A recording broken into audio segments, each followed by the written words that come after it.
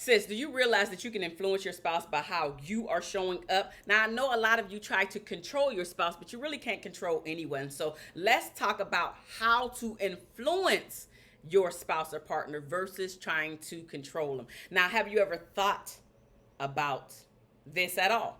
Has anybody ever brought this to your attention besides your spouse saying, you're trying to control me? You can't treat me this type of way because I'm going to do what I want to do, or something along those lines. Well, that is because none of us like to feel or be controlled. None of us. And anytime we as people, as partners, as spouses try to control the other person, that's when our 5-year-old self within us starts to come out, and we start to dig our heels down, and we ain't moving and doing nothing. So instead of trying to control your spouse, instead of trying to dictate everything that he's doing, as well as what he's not doing and how he's doing it and the timing of him doing it, influence him. And there are ways that you can influence your spouse, but you cannot control your spouse in any kind of way. And just think about it yourself. Can anybody control you? Nah, I didn't think so. I didn't think so. So just like he can't control you, sis, my love, you cannot control him. Now let's talk about and move on past the control, because the control is all about your insecurities showing up, really. But we're not going to talk about that today. We're going to talk about that at another time. So how can you influence your spouse to do the things and give you the life that you want with him? So the first way to do that is to stay away from constant criticizing and constant complaining or nitpicking or nagging about every single thing that he's doing wrong. Because the thing about it is, when we're nagging and nitpicking and complaining and criticizing all the time, it's because we are focusing on the bad or the negative that the person is bringing into the relationship, and we're not focusing on the positive or what they could be, what they actually already are bringing to the relationship. We're focusing on the bad part of it all, which is why you're feeling down, you're feeling sad, you're feeling like, why am I here? Why did I choose this person? I made a bad choice. Am I staying? Am I going? Like, there's a whole bunch up here that's coming out when you start to focus on the negative, when you stay in a state of criticizing and complaining. It is nothing good going to come from staying in that state. You're just going to be miserable, down, and frustrated, and asking yourself all of these questions and building up your own anxiety about the way that your life is not today. So stay away from all of the complaining and criticizing. The second way to influence your spouse is to be generous with your praise, which is the opposite of the complaining and criticizing. Be generous with your praise about the little things, and then the massive things, absolutely go ham on the praise. But the caveat with that is to make sure that it is genuine praise. Like, for instance, your spouse went to the store and thought of you, the thing that they know that you like. You're out of it. You didn't ask him for it, but he picked it up. That is something, oh my gosh. That's a great time to give and be generous with your praise. Taking out the anything that you're, because I'm about to go down the list, but instead of that, anything that your spouse is doing that you didn't have to ask them to do, that you feel good about. Like my husband, he's not big on helping with the dishes. So when he does help with the dishes, I'm like, oh my God, thank you.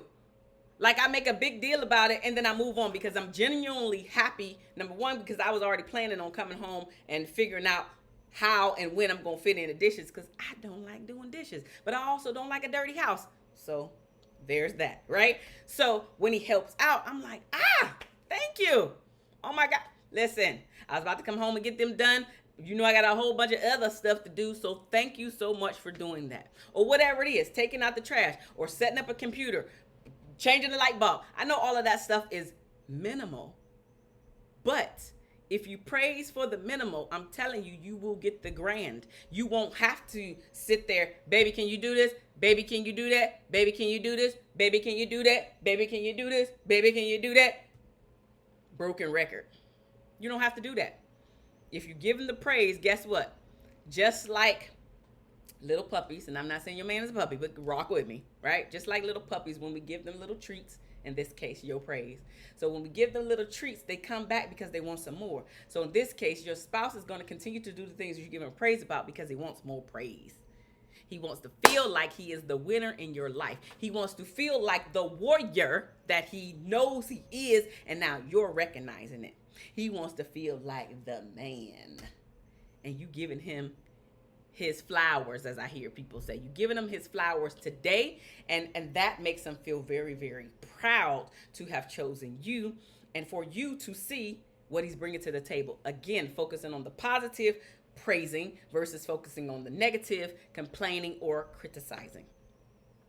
Number 3 is to be genuinely interested in the things that he's doing in his life, with his goals, his dreams, his aspirations, asking questions, genuinely leaning in and asking follow-up questions, clarifying questions, just to really understand where he's at currently in his head, the things that are going through his mind. And you can be a sounding board for him, because most men don't want you to solve their problems, but they do want to share the thing with you.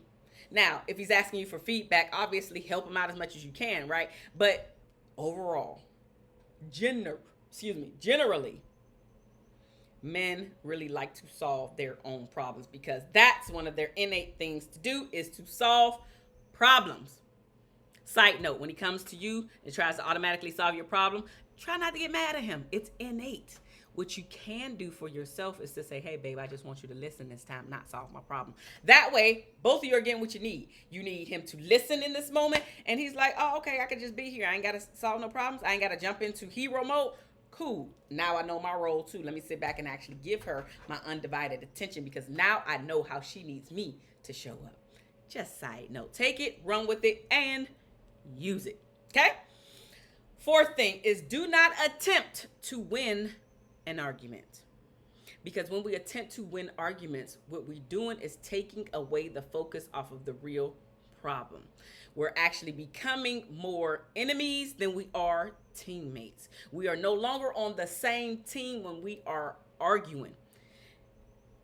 There is no solution or resolution when you're attempting to win an argument. There's more things that are said there are more worse things that are said in these argument times than there are when you take time to sit back, ask questions, ask follow-up questions, ask clarifying questions, give your own opinion in a tone that is received well. Because all that screaming and fussing, fighting, and going back and forth and yelling up, who's really listening?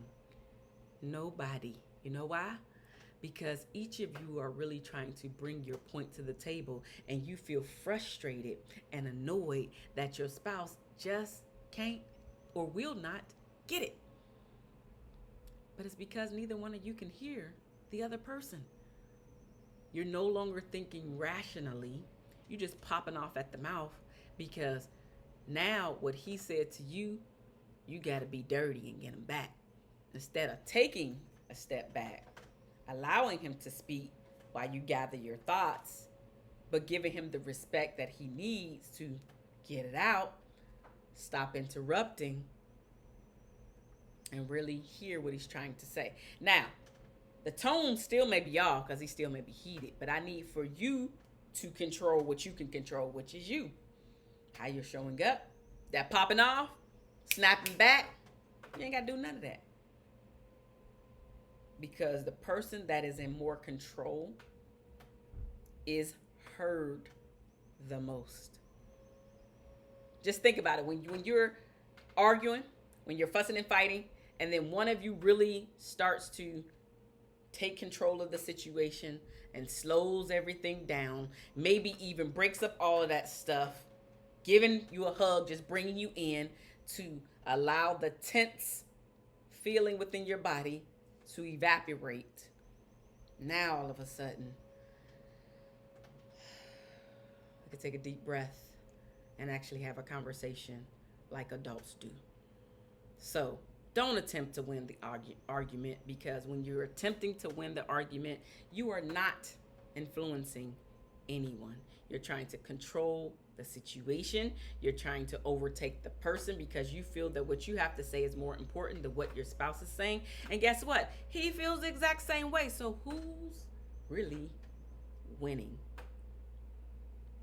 Nobody. Nobody's really winning.